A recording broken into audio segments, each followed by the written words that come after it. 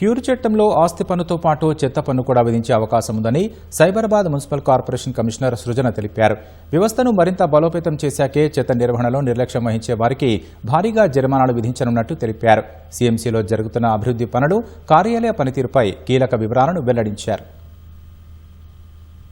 కాలినడక దారిపై చేపడుతున్న నిర్మాణాల్ని సహించబోమని, ప్రతి శనివారం వాక్ ఫ్రీ పేరుతో కూల్చివేతల్ని కొనసాగిస్తామని సైబరాబాద్ నగరపాలక సంస్థ కమిషనర్ సృజన స్పష్టం చేశారు.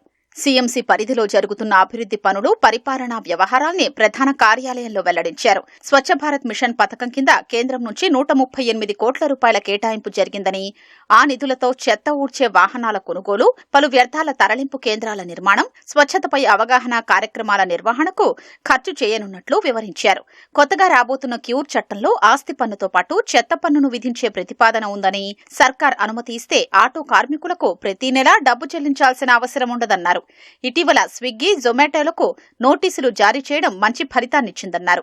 వ్యాపారుల ట్రేడ్ లైసెన్స్లను తరచుగా తనిఖీ చేయాలన్న ఉద్దేశంతో లైసెన్స్ల జారీ అధికారాన్ని రెవెన్యూ విభాగం నుంచి పారిశుద్ధ్య విభాగానికి మార్చినట్లు కమిషనర్ తెలిపారు. ఎస్పెషలీ మేము ఫుడ్ ఇన్స్పెక్షన్స్ మీద, ఫుడ్ లైసెన్సెస్ తీసుకొని ఆపరేట్ చేస్తున్న రెస్టారెంట్లు కావచ్చు, కిచెన్లు కావచ్చు, హోటల్స్ కావచ్చు, కామర్స్ ప్లాట్ఫామ్స్ కావచ్చు, వాళ్ళందరికీ కూడా ఇన్స్పెక్షన్స్ చేయటం, వాళ్ళ హైజీన్ ని బట్టి వాళ్ళకి రేటింగ్ ఇవ్వటము అవి చేస్తున్నాం. ప్రజల ఆరోగ్యానికి సంబంధించిన విషయం కాబట్టి దీంట్లో వాళ్ళు పాటించాల్సిన ప్రోటోకాల్స్ ఏమిటి అనేది మేము వాళ్ళకి కమ్యూనికేట్ చేసాం. వాళ్ళు కూడా మాకు ఫీడ్బ్యాక్ ఇచ్చారు. దట్ ఎప్పుడెప్పుడు లైసెన్స్లు ఇస్తున్నారు, కొత్త వాళ్ళకి ఎప్పుడు ఇస్తున్నారు, ఎప్పుడు రెన్యూవల్ చేస్తున్నారు, లాంటివన్నీ కూడా ఇన్ఫర్మేషన్ కూడా మాకు ఎప్పటికప్పుడు రియల్ టైంలో వచ్చేటట్టు ఫుడ్ సెక్యూరిటీ వాళ్ళతో మాట్లాడమని చెప్పింది, ఫుడ్ సేఫ్టీ వాళ్ళతో మాట్లాడమని చెప్పడం జరిగింది. మేము కూడా we'll take it up that the data flow is seamless across all platforms అనేది we have also taken their feedback.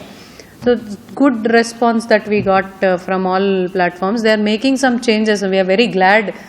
మన ఫీడ్బ్యాక్ ని బట్టి వాళ్ళ ప్లాట్ఫామ్ లో కూడా వాళ్ళు లీగల్ టీమ్స్ కూడా చేంజెస్ చేసుకుంటున్నారు. రోజుకో డివిజన్ పేరుతో 51 డివిజన్లలో ఇప్పటి వరకు పర్యటించారని, ప్రజల్ని నేరుగా కలిసి వారి సమస్యల్ని పరిష్కరించడం సంతోషంగా ఉందన్నారు. ఆ కార్యక్రమంలో స్వీకరించే విజ్ఞప్తుల రోజువారీ సమీక్ష కోసం ప్రత్యేకంగా డాష్ బోర్డు రూపొందించామన్నారు. ఆ ఊర్లో ఏం సమస్యలు ఉంటాయి, ఎలాంటి ప్లేసెస్ ఉంటాయి, ఎలాంటి మనుషులు ఉంటారు, ఒక్కొక్క లొకేషన్ కి ఎట్లాంటి నీడ్స్ మారుతా ఉంటాయి తెలుసుకుంటే మేము చేసే వర్క్ల్లో, మేము చేసే శాంక్షన్స్లో ఒక డిసిప్లిన్ ఉంటుంది. సో అందులో భాగంగానే ఫస్ట్ ర్యాండమ్గా 2-3 సార్లు తిరిగినా ఒక structured visit also is important. Because ర్యాండమ్గా వెళ్తే అక్కడ రెసిడెంట్స్కి నేను వచ్చే విషయం తెలియదు, టైంకి తెలియకపోవచ్చు.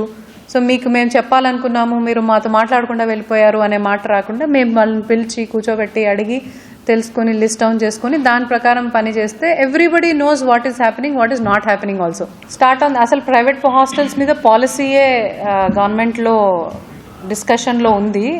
సో ఆ పాలసీ వస్తే ఎవ్రీథింగ్ హైజీన్, ఫుడ్, వాళ్ళ డ్రైనేజ్, వాళ్ళ వాటర్, అసలు ఆ బిల్డింగ్ కి పర్మిషన్ అన్నీ మొదలు పెట్టాం. ప్రైవేటు హాస్టల్స్ కు సంబంధించి ప్రభుత్వం త్వరలోనే ప్రత్యేక చట్టాన్ని తీసుకురాబోతున్నట్లు కమిషనర్ తెలిపారు. సీఎంసీ కార్యాలయం పనితీరుపై వచ్చే విమర్శల్ని ఎప్పుడూ సానుకూలంగానే తీసుకుని పనిచేస్తామని కమిషనర్ సృజన స్పష్టం చేశారు.